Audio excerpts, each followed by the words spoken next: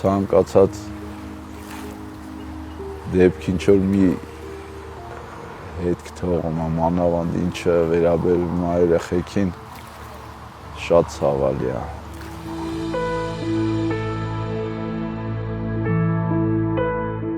Վանաձորինը ինձ երբ կանչը եղավ,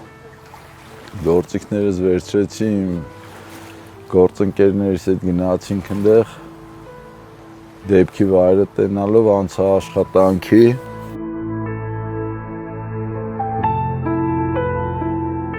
7 տարեկան բալիկին գտա մոտավորապես դեպքի տեղից մի 500 մետր են կողմից։ Ինքը ափի վրայից ծառը ընկել էր ջրի մեջ, փուճուրը գնացել էր ծառի տակ։ Շոշափելով թաթիկից գտա, հետո դժվարությամբ հանեցի այդ ծառների այդ ճյուղերի մեջից, սկսեցի արդեն հաջորդի որոնումը։ Տևեց մի քանի օր, 10-11-ին հասնում էի տուն, փորձում եմ քնեմ, դե չեմ կարող։ Սաղ գիշերը պարկում մտածում էի, քարտեզով բացում նայում էի, որտեղ կարա երեխուն պահած լինի, որ ես այդ տեղը նայած չլինեմ, որտեղ է թամ նայեմ, որտեղ բաց թողած կա։ Գետի աշխատանքի ինքնին շատ բարդ է։ Ու անսպասելի, անակնկալ ամեն ինչի հանդիպում ես, ամեն բարդության հանդիպում ես ու շատ վտանգավոր տեղերի աշխատանքները իրականացնում, դժվար հասանելի տեղեր։ Մեծ քույրիկին 13-ամյա աղջնակին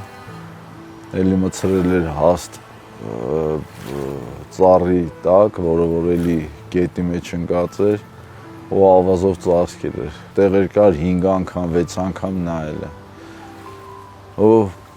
փաստորեն ավազի տակ, հետո մեշոկներ բան,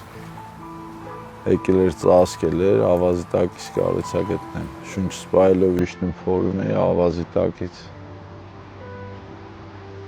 Բալիկին անում։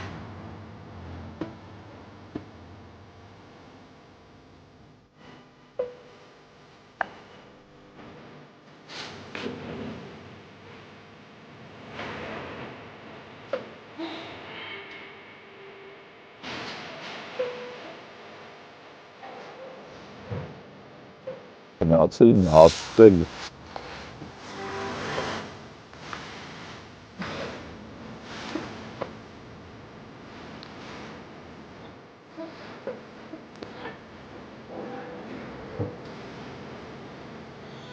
Նելերին ով էտան երեխեք հաստատել է տեից որը։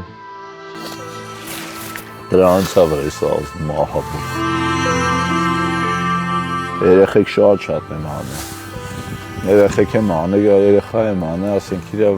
տոտիկների կուկուի ոտի չապ հայել է։ Տնից էլ են գերա պրոստեսի։